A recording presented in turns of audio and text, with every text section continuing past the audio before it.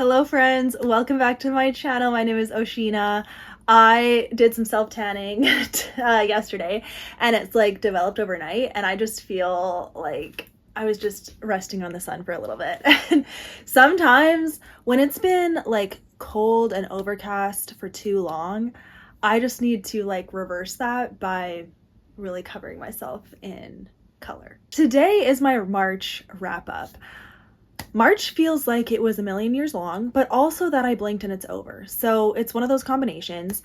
I'm in a groovy mood because of my tan. So be prepared. I'm going to share all the books that I read in March. Very excited. I read more than I expected because I got deathly sick. Not deathly, but very sick in March. Got the flu. It was really unfortunate.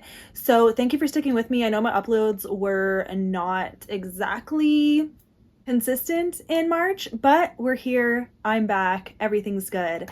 So let's go. So first book I want to talk about is actually Five Survive by Holly Jackson because I forgot to talk about this in January, February. I don't even know. I don't even remember when I read this book, but I did read it and I forgot to talk about it in a wrap up. I think I've read it in February. I don't know. Anyways, Five Survive. Okay. So this is just a standalone, like kind of young adult thriller that Holly Jackson wrote. She's the author of A Good Girl's Guide to Murder, and I really enjoyed her writing style and her storytelling in A Good Girl's Guide to Murder. So I thought I would probably like this book. And I liked it. I don't remember what I rated it, but looking back, I'd say I'd give it 3 stars. So the thing is about Five Survive. There's some language. There's language in all of her books that I've read so far. F words are dropped, okay? So I wouldn't say it's like clean, young adult friendly in that way, but it is like there's no spice or anything, so that's nice.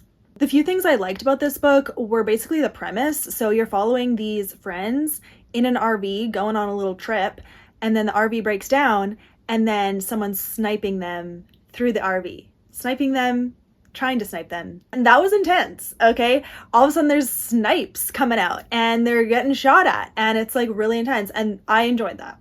And her plot twists are just so crazy but entertaining that I'm here for it, okay? But the things that I didn't like about this book, number one, the main character, it was weird to be in her head. Like she just felt not really rooted in reality. A little bit the way that she like was explaining things happening, I was like, what? And then none of the characters were likable. Didn't like any of them. It felt a little drawn out, like it was long, and because it's only like at night. It's one night. It's over the span of a few hours. So it just sometimes felt like I don't know, like it wasn't as thrilling as I wanted it to be. There were like thrilling moments and then like a lot of just like talking. Probably wouldn't recommend it, probably won't talk about it again, but there you go, there's my thoughts. Okay, here's the rest of the books that I read, but let me just check my list. So you are gonna see some vlogs coming out reading these books because a little backlogged with vlogs, but I'm working on it, they're slowly coming out. So that being said, I did read The Nightingale by Kristin Hannah. Wow. Okay, I have a whole reading vlog dedicated to this book, so if you didn't watch it and you're curious, I'll link down below. This is a World War II story following 2 French sisters and their survival through the war, or not. Because, man, like, this is my first ever Kristin Hannah book, and I have not read a World War II fiction in a very long time, so it was refreshing in that sense, but at the same time, I was like, this is devastating. I don't want to be reading this. It's upsetting, you know? Audiobook was good. I started with the audiobook. I got 12 chapters in with it until I lost it. And then I read the rest and I enjoyed both ways. But you guys, like the writing style though was so good. And I got attached to both these sisters so quickly. And I've heard a couple people say that Isabel was annoying. Isabel is one of the sisters. She's the younger one. She's the wild one. She likes to like go off and do things, be part of the resistance, all of that. But I don't know. I understood her character. Something about the way that she was making these decisions. I was like, I get it. Like she's so like kind of one track minded, but in a way, same with the other sister, like the older sister, Vienne. I loved her character so much. I just wanted to like wrap her in a hug. She's just trying to survive. She's trying to take care of her daughter. And like the things that kept happening. Okay, I can't even believe it. I gave this 4 stars. It would have been 5 stars, honestly, but there is a mildly described short little section of a sexual assault that was just triggering for me. I can't explain it past that. Like, it just was what it was. And so I would caution people because of that, but it is skippable. It's the end of chapter 33. You can basically, like, once you see the character come into the room, just skip that whole chapter and go to chapter 34, because it's only a couple paragraphs. But it was just devastating, the build up to it, because chapter 33 is like way back here. Like, chapters are long, okay, but it didn't feel like a long book, and it didn't feel drawn out. Like, I was engaged every chapter, surprisingly. So yeah, that's what I'll say. I'm glad I read it. I do want to try another Kristin Hannah, but I've heard that this might be her best one, / I might not like the other ones. So we'll see. It might be a one-hit wonder, but solid 4 stars. Yeah, can't believe I read it though. Check the reading vlog. Okay, then we'll go back to the beginning of the month. I did read Remarkably Bright Creatures by Shelby Van Pelt. And I listened to this mostly on audiobook while I was sick with the flu. So yeah, it was interesting enough, but like, you guys, 3 stars. Yeah. Okay, so you follow this woman, this older woman who is a janitor at this aquarium, and she talks to the octopus in the aquarium. And the octopus does get a perspective in this book. So that's what everyone loves. They love his personality, and he's so snarky and whatever. That wasn't enough to make me like the book, because then there was like a whole side story following this young dude and the issues he has in his life, and then he ends up working at the aquarium too. But that like kind of premise, and even her story too, like, I just felt like both characters, I'm like, why do I care about their lives? Like, I did not care about them until they did meet. I liked their dynamic together. I liked it when she was in the aquarium cleaning up and talking to the octopus. That was interesting, but all of the side stuff was just like, and why do I care? Like, I don't know. I just did not find it very interesting. Yeah, but some of the reveals that come out, and like the way it went out, and like seeing the octopus and whatever, like, that was nice. So like 3 stars, but probably won't ever think about this book again. Won't recommend it. Not for me, I guess. There is like mild language, maybe an F word or 2, but like not a lot, and no spice. So there you go. But yeah. Okay, kind of along the same lines, I'll talk about Olivetti. Didn't catch the author's name. Listened to this on audiobook from the library, and I don't have the physical book at all. So Olivetti follows this typewriter that has a consciousness, and he can like talk kind of, and he can make he can make the things click. He can make the keys click. That was interesting, actually. I liked that character's perspective, the typewriter, and the narrator did a great job in the audiobook with that perspective.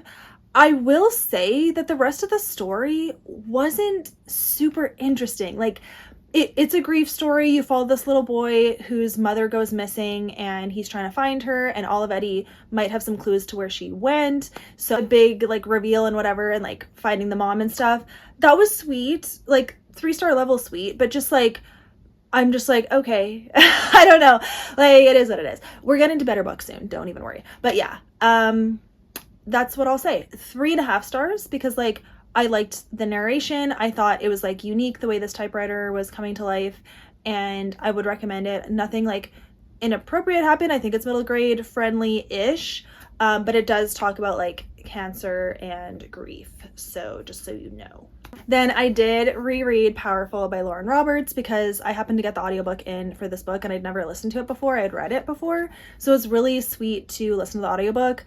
Sweet-ish, you know, based on the way this book ends. It's like not sweet, but anyway. I do love this story though. I love Adina. I think the way that she like softens Mac to the point where he like loves her is like pretty cute. And we better see Mac in Fearless, okay? I was mad when Mac was not in Reckless, okay? He's not in Reckless, and I'm mad about that. But it's gonna be okay. He will be in Fearless, right? Okay, so yeah, I do still need to reread Powerless and Reckless before Fearless comes out, but I read Powerful, so that's nice. 4 stars again.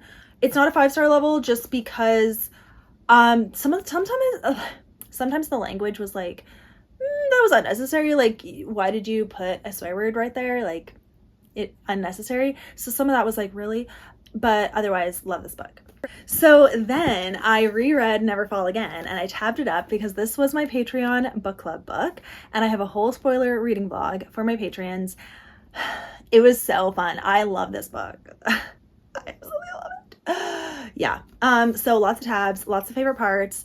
This follows Landry and Cal, and it is romantic suspense, but light on the suspense, heavy on the romance. My favorite thing. Yes. So basically Landry is a single mom, and she is moving to this town where there's these two rival families, the Quinns and the Pierces, and is it Pierce? I think it's Bronwyn Pierce, right?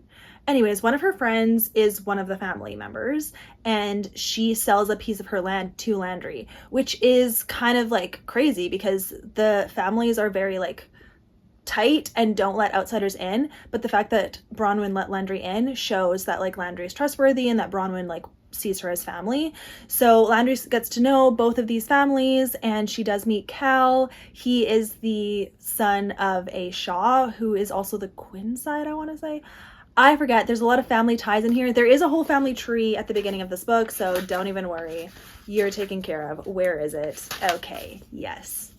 The Quinn family. Yeah. Okay, Cal is somewhere. Yeah. Okay, so he is a Quinn, but he's a Shaw. I'm confused. Oh, okay. His mom's the Quinn and his dad is Shaw. Got it. Okay, great.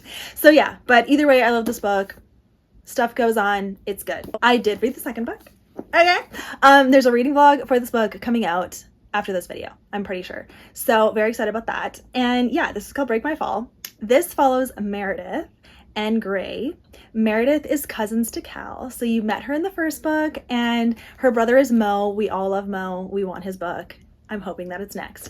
But yeah, this follows Meredith and Gray. So Gray is the police chief, and they kind of have a connection. Like, Meredith definitely likes him. He's like, I like her too, but like, I don't really think I want to get married. So he's trying to hold her back, but he also really likes her, so he can't help himself. And then she gets herself wrapped up in some drama, okay, in another town, and he has to protect her, but he's like, oh, now I can't resist her. And she's like, I like him. And so there's definitely, it's just so cute. It's very cute. I give this 4 stars though. I will explain more in the vlog, and I wrote a whole review on Goodreads already, so you can check that out. But it's like 4.5 stars. Loved the romance dynamics, loved the characters, the setting, all the things. But there was a bit more focus on the mystery for me, and a few scenes that felt just like I didn't care about them, so I like skimmed them a little bit.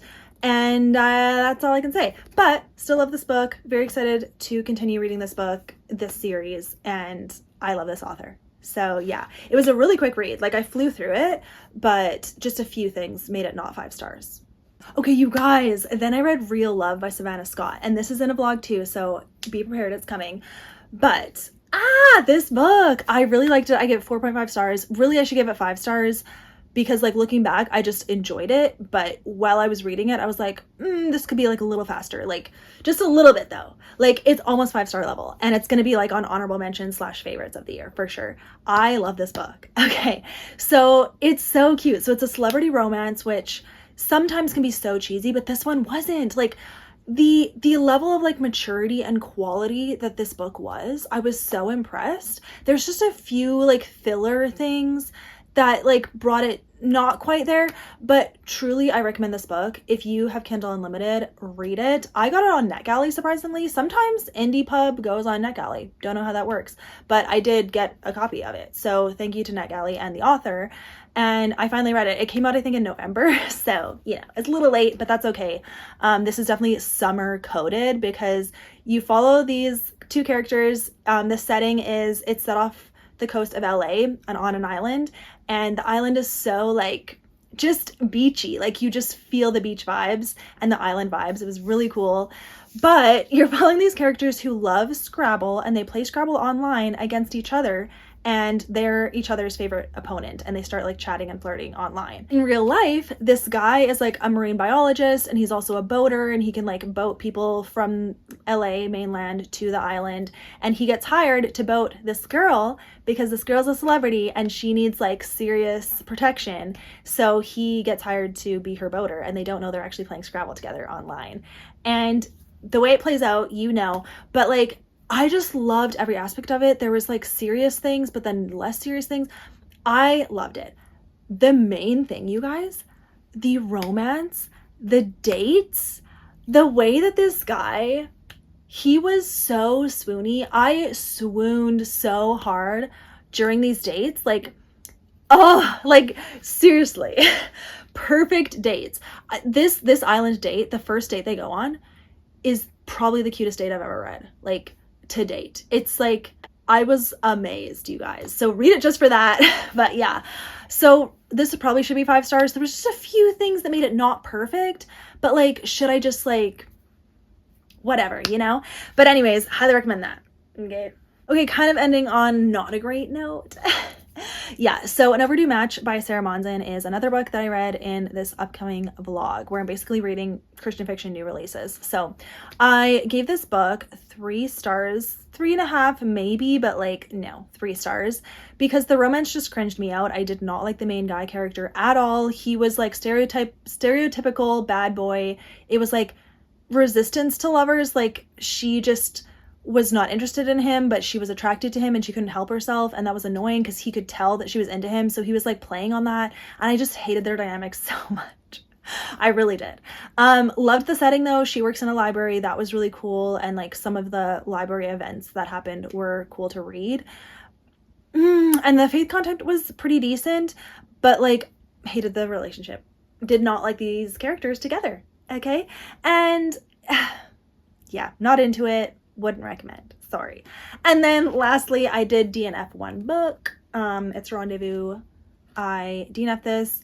I just am not the right audience for like a brand new indie pub book, and I like know that now, so I'm not going to accept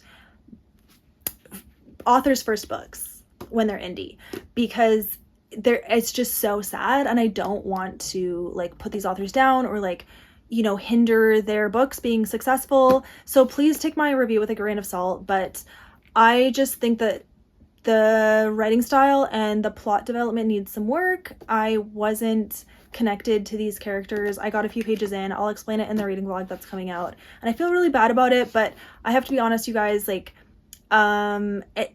the thing is, like, the marketing and the description of this book like set it up for success, but like it just didn't deliver with the writing style, unfortunately. So you follow these 2 characters who are French actually, and they moved to Paris to go to school, and the guy's super famous. He's a famous singer and she's just a person, and it was really weird to like see their relationship, because like the way that it was written, the way they would interact, like it wasn't like rooted in reality. It almost felt like we got half scenes and then it would jump scenes and like jump perspectives, and I just like I didn't want to push through. So I wish the author the best. I wish her all the success, but that book was not for me. Maybe a younger person would like it, but it is following college students, so that's all I can say for that. Yeah, that's everything that I read in March. Thank you for watching this, you guys. I had a great time sharing these books with you, and I have a lot of reading vlogs coming in April because I started a whole bunch in March, but then I got sick, so I could not continue them, and I've been saving reading the books for them. So you will see soon. Mainly, I'm very excited for Fearless to come out. I know I've been talking about it a lot. I really hope it doesn't let me down, because I've done this to myself before where I like hype up a book and then it like totally lets me down, and I'm like, didn't like it, sorry. It is what it is. But yeah, thank you for watching this video, you guys. I'm going to write all of the books down below, and I'll link vlogs down below that I mentioned they were in, and look forward to the rest of my videos. I'm really excited for April. It's going to be a good month. Thank you for watching once again, and I'll see you guys in my next video. Bye, guys.